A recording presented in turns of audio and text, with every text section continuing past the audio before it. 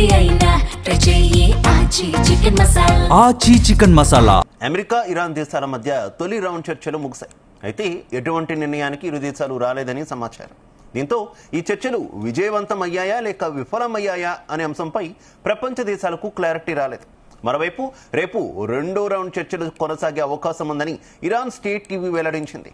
ఈ చారిత్రాత్మకమైన చర్చలకు పాకిస్తాన్లోని ఇస్లామాబాద్ వేదికగా మారింది.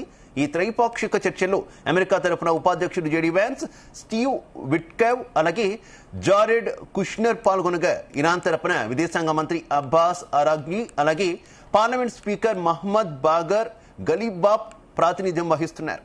పాకిస్తాన్ ప్రధాని షెహబాజ్ షరీఫ్ మధ్యవర్తిత్వంలో జరిగినటువంటి ఈ హై లెవెల్ సమావేశం రెండు దేశాల మధ్య దశాబ్దాలుగా ఉన్న అపనమ్మకాన్ని తొలగించి శాంతి మార్గాన్ని సుగమం చేసే ప్రయత్నంగా కనిపిస్తోందని సమాచారం.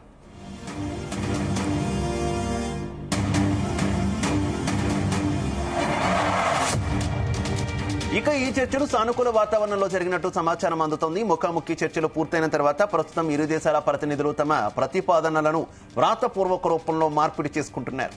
ప్రధానంగా హార్ముజ్ జలసంధిని పూర్తిగా తెరిచి ఉంచడం, లెబనాన్ పై ఇజ్రాయెల్ దాడులు ఆపడం, అమెరికా విధించిన ఆర్థిక ఆంక్షలను తొలగించడం, ఇప్పటి వరకు ఫ్రీజ్ చేసిన ఇరాన్ ఆస్తులను విడుదల చేయడం వంటి అంశాలపై విస్తృతంగా చర్చలు జరిగినట్టు తెలుస్తోంది.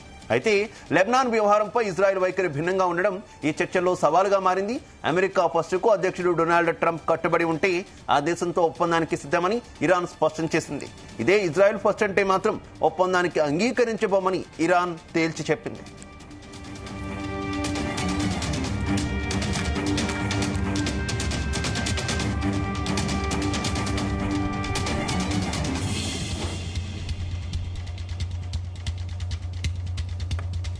ఒకవైపు ఇక్కడ చర్చలు జరుగుతుంటే ఇరాన్ పైన, హార్ముజ్ పైన అమెరికా అధ్యక్షుడు ట్రంప్ ట్వీట్ల వర్షం కురిపించారు.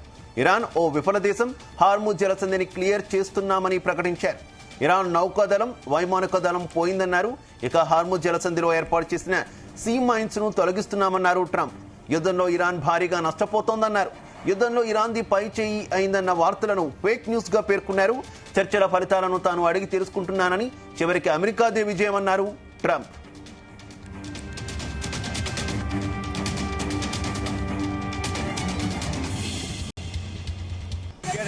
Reports. They've been meeting for many hours, as you probably have noticed.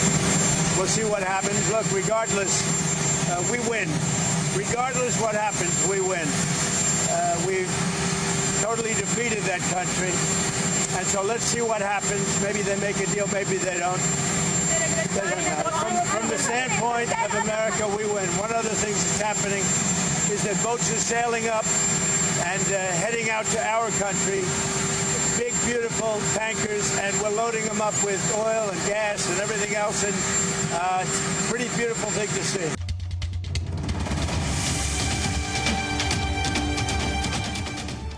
మరోవైపు చర్చలు జరుగుతున్నా ఇరాన్ తమ దేశంపై పౌర నివాసాలపై దాడులు చేస్తుందని ఖతార్ ఆరోపించింది. తమ దేశంపై దాడులు చేయకుండా ఉండడానికి డబ్బులు చెల్లిస్తున్నామని వచ్చిన ఆరోపణలను ఖండించింది. రక్షణ ఒప్పందంలో భాగంగా సౌదీ అరేబియాకు పాకిస్తాన్ తన సైన్యాన్ని పంపింది. 13,000 మంది సైనికులు సౌదీ చేరుకున్నారు. 10 నుంచి 18 ఫైటర్ జెట్లు వెళ్లాయి.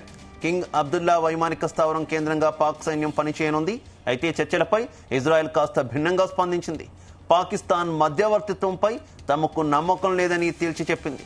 ఉగ్రవాదాన్ని పెంచి పోషిస్తున్న ఆ దేశాన్ని అక్కడ జరుగుతున్న చర్చలను నమ్మలేమని స్పష్టం చేసింది.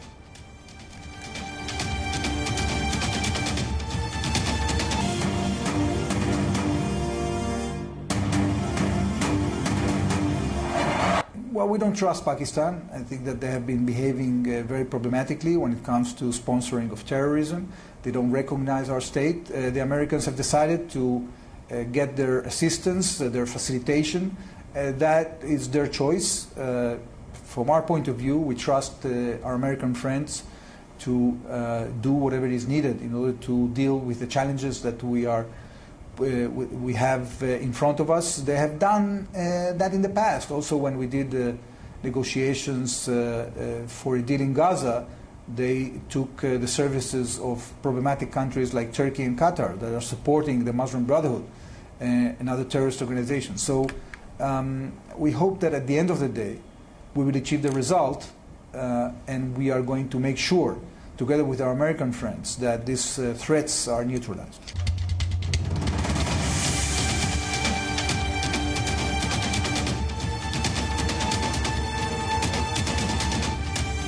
ఒకవైపు చర్చలు జరుగుతుండగా మరోవైపు లెబనాన్పై ఇజ్రాయెల్ దాడులను కొనసాగించింది. శనివారం నాటి దాడుల్లో 3 మరణించారు. 24 గంటల్లో 200 మంది హెజ్బుల్లా లక్ష్యాలను ఛేదించడం ఇజ్రాయెల్ వెల్లడించింది. ఇక ఉత్తర ఇజ్రాయెల్లోని సైనిక కేంద్రాలపై రాకెట్లను ప్రయోగించామని హెజ్బుల్లా పేర్కొంది. వాషింగ్టన్లోని లెబనాన్ రాయబారి ఇజ్రాయెల్ రాయబారితో ఫోన్లో మాట్లాడారు. వచ్చే వారం 2 దేశాల మధ్య ప్రత్యక్ష చర్చలు జరుగుతున్న నేపథ్యంలో ఈ ఫోన్ సంభాషణ ప్రాధాన్యత సంతరించుకుంది.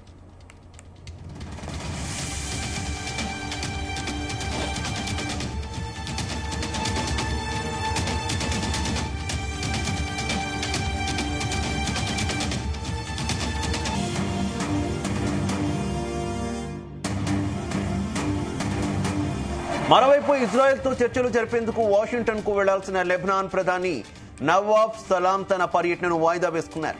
ఇజ్రాయెల్తో చర్చలను వ్యతిరేకిస్తూ వేల మంది లెబనాన్లో నిరసన ప్రదర్శనలు నిర్వహించారు. బెయిరూట్లో సలాం దిష్టి బొమ్మను దహనం చేశారు. ఈ నేపథ్యంలో ఆయన పర్యటన వాయిదా పడింది. అంతకుముందు ఇజ్రాయెల్తో చర్చలకు లెబనాన్ అంగీకరించడాన్ని ఇరాన్ తప్పుపట్టింది. ఇజ్రాయెల్ లెబనాన్ మధ్య వచ్చే మంగళవారం అమెరికా విదేశాంగ శాఖ ఆధ్వర్యంలో చర్చలు జరగాల్సి ఉంది.